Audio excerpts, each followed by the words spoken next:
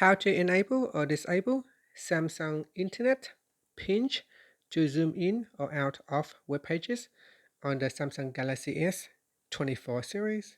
First, let's go back to the home screen by tapping on the home button at the bottom of the screen.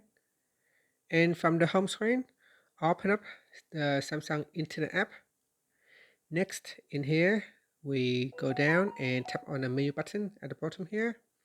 From the pop-up, tap on Settings. Then in the Internet Settings page, we scroll down and tap on Web Page View and Scrolling. Next, in here, tap on Pinch to zoom in or out of web pages. And that's it. After that, you can tap on the back button to go back to the web page. You can pinch in or pinch out to zoom in or zoom out of the web page. Finally, you can tap on the home button to return back to the home screen. Thank you for watching this video. Please like and subscribe to my channel for more videos.